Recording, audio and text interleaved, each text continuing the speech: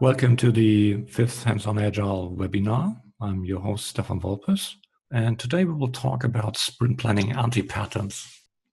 So before we start, a quick look at my mental model, how Agile product creation works.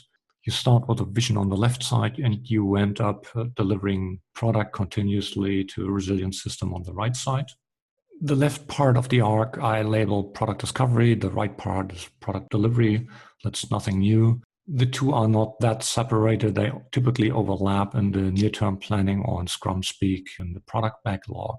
What I like to point at is that while product discovery is very affordable, the further to the left you go, you can create a vision on a napkin.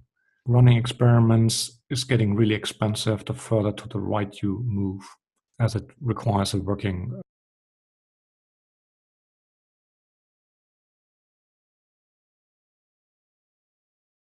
we really want to move further to the right to mitigate these risks. So we started with product discovery anti-patterns, then we moved on to product backlog anti-patterns, and now we're talking about sprint planning anti-patterns. It's not as much about garbage in, garbage out. You will see there are some process issues that make this really an interesting point. The two webinars I refer to are both available on the YouTube channel as replays. So let's start.